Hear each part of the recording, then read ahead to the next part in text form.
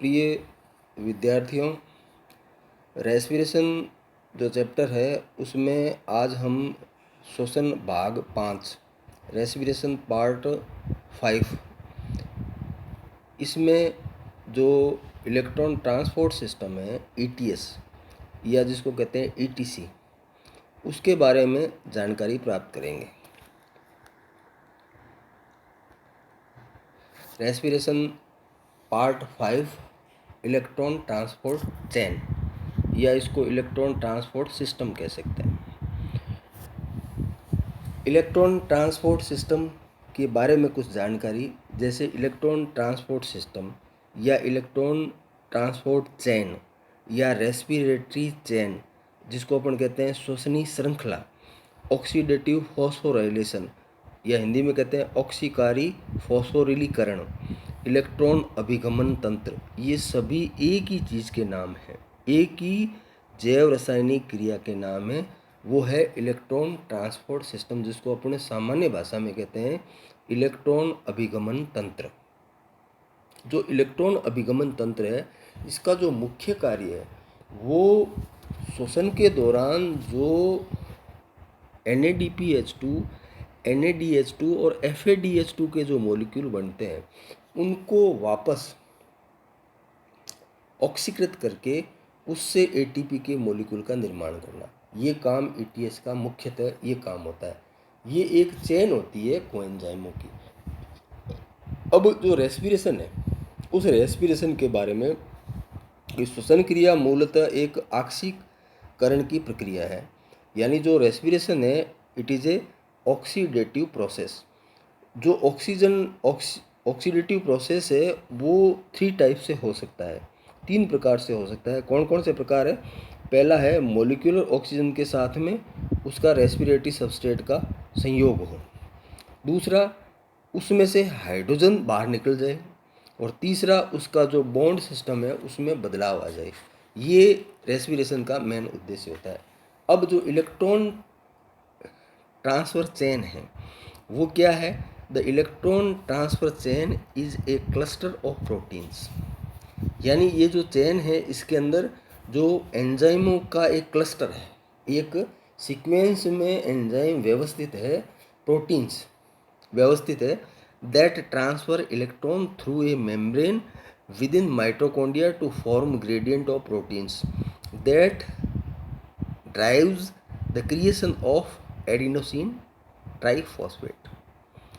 यानी ये जो इलेक्ट्रॉन का स्थानांतरण होता है उसमें एक प्रोटॉन ग्रेडियंट पैदा होता है, और वो जो प्रोटॉन ग्रेडियंट होता है उसके कारण से ATP के मॉलिक्यूल का सिंथेसिस होता है। कुल मिला के अपन ऐसे कह सकते हैं कि इलेक्ट्रॉन का जो स्थानांतरण उच्च ऊर्जा से निम्न ऊर्जा में जब होता है तो उसमें ऊर्जा का एक बंडल, एक पैकेट, एक कुछ मात्रा रिलीज होती है एक स्टेप से दूसरे स्टेप के बीच में।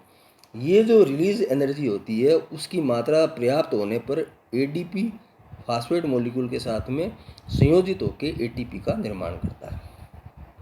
ATP is used by the cell as the energy for the metabolic process for the cellular function। ये हमें सबको पता है कि ATP is the currency, energy currency of a cell। जो सेल की एनर्जी करेंसी है वो ATP है, और उसका जो यूज़ है वो सर्वविदित है। अपन जानते हैं कि जहाँ पर भी ऑर्गेनिज्म को फंक्शन के लिए वर्क के लिए एनर्जी की आवश्यकता होती है तो वो ATP से मिलती है। During the process a proton gradient is created when the protons are pumped from the mitochondrial matrix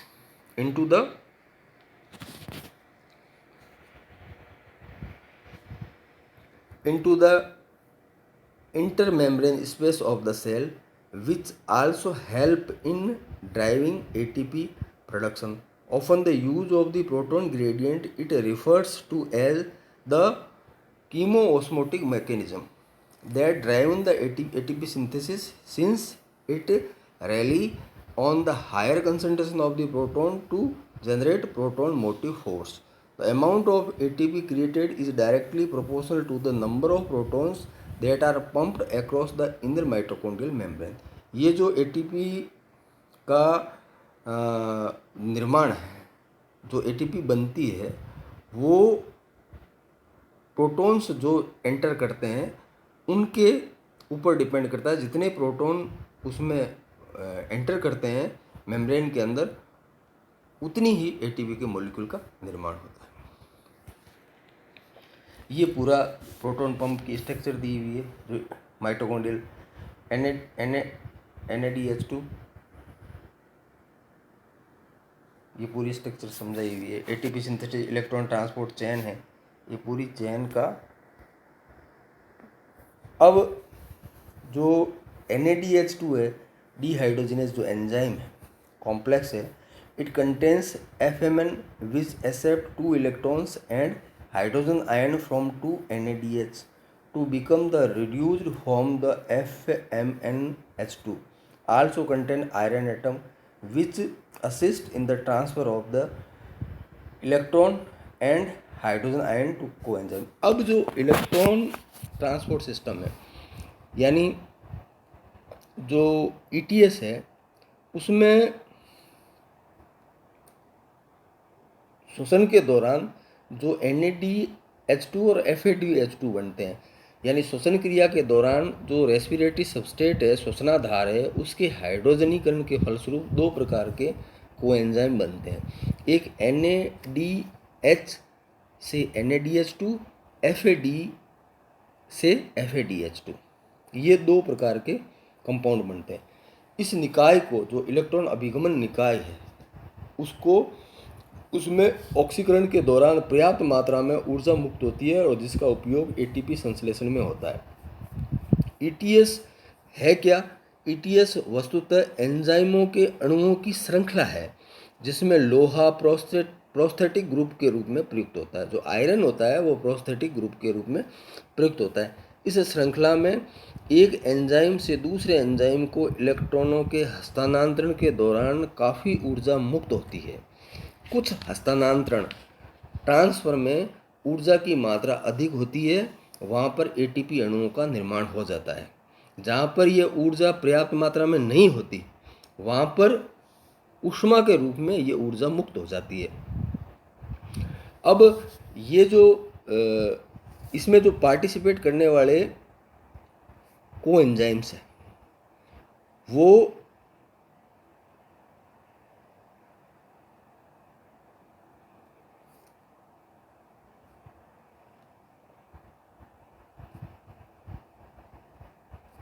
उसमें complex succinate dehydrogenase contain iron and succinate which oxidize FAD to form FADH2. Coenzyme Q accept electron from FMNH2 and FDH2 and transfer electron to complex 3. complex 3 में cytochrome B है, it contain हीमोग्रुप, यानी जो cytochrome system है उसके अंदर prosthetic group होता है, वो आयरन होता है। साइटोक्रोम C, ये पूरे कंपाउंड है। Cytochrome C, it contain the heme group which the ferric accept the electron from the complex third to form ferrous, transfer electron to complex fourth. Complex fourth में cytochrome A होता है, it contain the heme group in which the ferric is accept electron from the cytochrome C to become ferric, transfer electron oxygen. अपने ये जो पूरा electron system transport system है, उसमें क्या होता है कि श्वसन क्रिया में उत्पन्न NADH2 अपने हाइड्रोजन परमाणुओं को FAD को स्थानांतरित कर देते हैं फर्स्ट स्टेप के अंदर। यानी NADH2 है वो FAD को अपना हाइड्रोजन आयन स्थानांतरित कर देते हैं और FAD होती है वो अपचयित होकर FADH2 में बदल जाती है और जो NADH2 है वो NAD में परिवर्तित हो जाता है।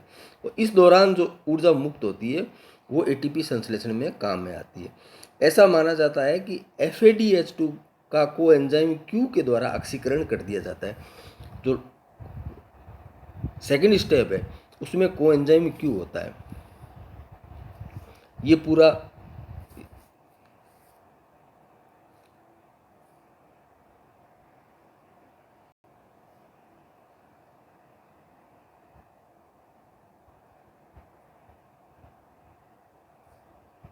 ये पूरा जो ETS का दिया हुआ है, उसमें जो फर्स्ट स्टेप है उसके अंदर NADH2 FAD को हाइड्रोजन आयन स्थानांतरित कर देता है, और FADH2 जो वो होता है वो कोएंजाइम Q के द्वारा उसका ऑक्सीकरण कर दिया जाता है। ये कोएंजाइम Q हाइड्रोजन परमाणुओं को हाइड्रोजन आयंस में और इलेक्ट्रॉन्स में वियोजित कर देता है।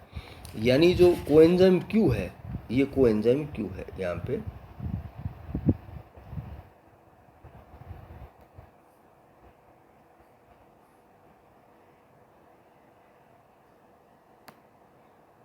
ये कोएंजाइम Q है।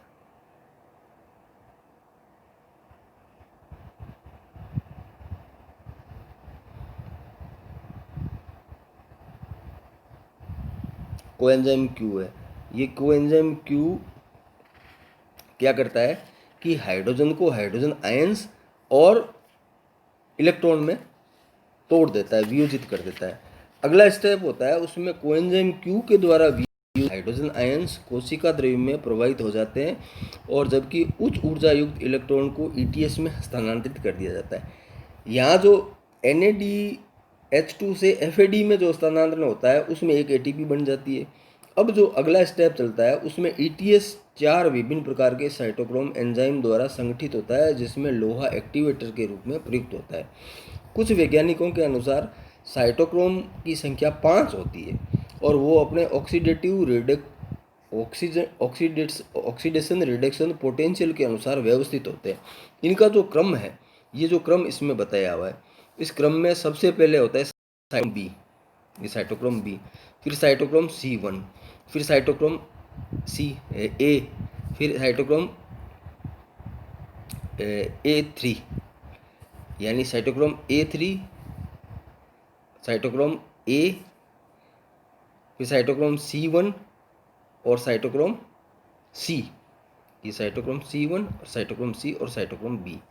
साइटोक्रोम B सबसे पहले, फिर साइटोक्रोम C1, फिर साइटोक्रोम C, फिर साइटोक्रोम A और A3। अब इसमें जो साइटोक्रोम B से साइटोक्रोम C1, B से C1 ये जो होता है वहाँ पे एक ATP बन जाती है, ठीक है। और एक लास्ट A से A3 में ATP बनती है। एक ATP पहले बनी और 2 ATP यहाँ बन गई। तो एक NADPH2 के पूर्ण ऑक्सीकरण से 3 ATP के अणुओं का निर्माण होता है, और FADH2 के पूर्ण ऑक्सीकरण से 2 ATP, क्योंकि उसमें फर्स्ट स्टेप नहीं होता, यानी ये जो स्टेप है ये इसमें नहीं होता है FADH2 के ऑक्सीकरण में। तो वहाँ पे 2 ATP के मॉलिक्यूल का निर्माण होता है। साइटोक्रोम A3 को ETS का अंतिम एंजाइम, ये अंतिम एंजाइम है, ये लास्ट है, ये लास्ट एंजाइम है। इसको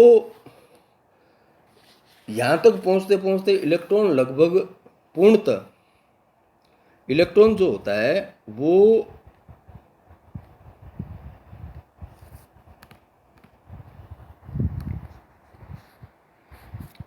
ऊर्जा रहित हो जाता है।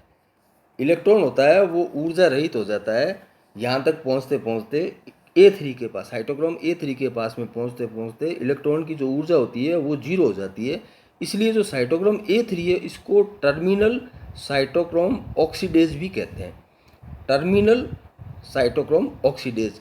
A3 इस इलेक्ट्रॉन को ऑक्सीजन परमाणु को हस्तांतरित कर देता है। ये जो A3 है वो इस इलेक्ट्रॉन को यहाँ पे इसमें हस्तांतरित कर देता है।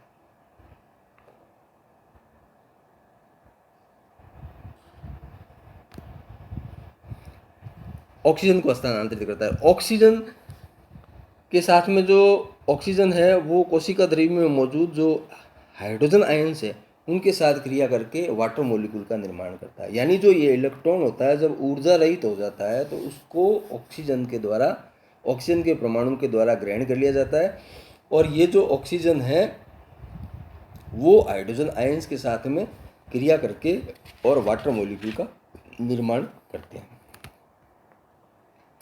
अब transfer of electron from NADH2 to coenzyme Q, ये अपने पूरा स्टेप पढ़ लिया।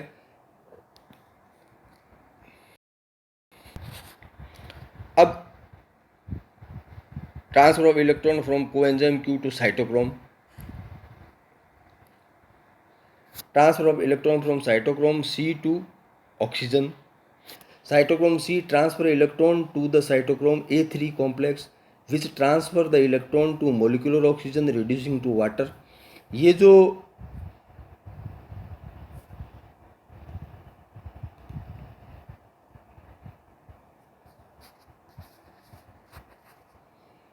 जो साइटोक्रोम्स लास्ट में इलेक्ट्रॉन बचता है वो ऑक्सीजन के द्वारा ग्रहण कर लिया जाता है, और ऑक्सीजन होती है वो हाइड्रोजन के साथ क्रिया करके वाटर मोलिक्यूल का निर्माण कर देती है. साइटोक्रोम ऑक्सीडेज कॉम्प्लेक्स फोर्स जो catalyse the transfer of the electron.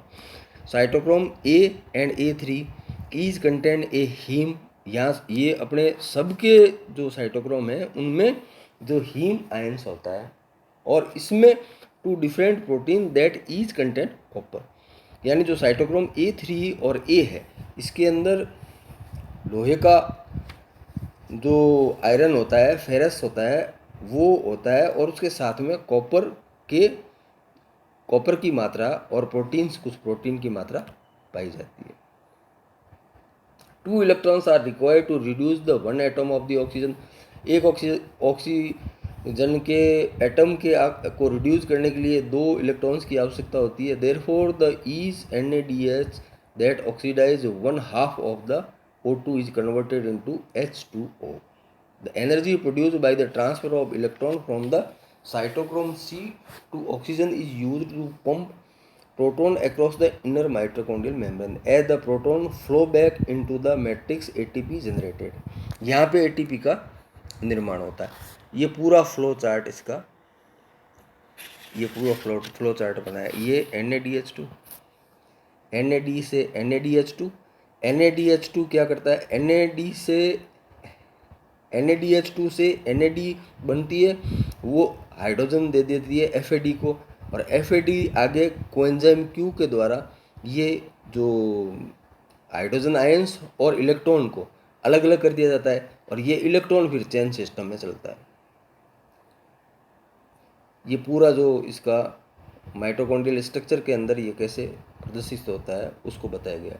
अब जो ETS का सिग्निफिकेंस क्या है, the electron transport chain is the final and most important step of cellular respiration. जो कोशिकीय श्वसन है, उस कोशिकीय श्वसन का ये फाइनल यानी अंतिम रेस्पिरेशन का जो लास्ट है स्टेप, वो इलेक्ट्रॉन ट्रांसपोर्ट चेन है. यानी इसमें ATP का जो लास्ट अपने गेन होता है वो FADH2 और NADH2 के ऑक्सीकरण से ATP का फॉर्मेशन हो जाता है. श्वसन की ये अंतिम जो कोशिकीय श्वसन की ये अंतिम क्रिया है. While glycolysis and citric acid cycle make the necessary precursor, the electron transport chain is where a majority of the ATP is created. यानी जो ग्लाइकोलाइसिस और सिट्रिक एसिड साइकिल है उसके अंदर कई प्रिकर्सर का निर्माण होता है जो डिफरेंट टाइप ऑफ मॉलिक्यूल्स के बायोसिंथेसिस में काम में आते हैं. मगर ये जो ETC है या जो इलेक्ट्रॉन अभिगमन तंत्र है, इसमें जो केवल ATP बनती है. It has the important role in both photosynthesis and cellular respiration. इसका जो महत्व है वो प्रकाश संश्लेषण और रेस्पिरेशन दोनों में. अब आज जो अपन ने इलेक्ट्रॉन जो ETS पढ़ा है, इस ETS के अंदर क्या होता है कि जो NADH2 होती है, उस NADH2 को अपने माइटोकॉन्ड्रियल सेल के अंदर एंटर कराने के लिए 2 तरह के सिस्टम होते हैं जिनको इलेक्ट्रॉन शटल सिस्टम कहते हैं. ये इलेक्ट्रॉन शटल सिस्टम क्या करते हैं, NADH2 को साइटोक्रोम से माइटोकॉन्ड्रिया के भीतर F1 कणों तक ले जाने का कार्य करते हैं. ये 2 प्रकार के होते हैं और ये केवल यूकैरियोट्स में पाए जाते हैं. प्रोकैरियोट्स में ये शटल सिस्टम नहीं होते. ये 2 प्रकार के होते हैं. एक होता है मेलेट एस्पार्टेट शटल सिस्टम जो कॉमन होता है और इम्पोर्टेंट है और प्रभावी है, मेलेट एस्पार्टेट शटल सिस्टम. और दूसरा है ग्लिसरॉल फॉस्फेट शटल सिस्टम, ये कम प्रभावी होता है. मेलेट एस्पार्टेट सिस्टम है वो अधिक प्रभावी है. और ये शटल सिस्टम क्या है, ये जो साइटोप्लाज्म के अंदर मौजूद जो NADH2 है उसको माइटोकॉन्ड्रिया के F1 पार्टिकल तक ले जाना जहाँ पे ETS संपन्न होती है. आज के व्याख्यान में इतना ही. जय हिंद,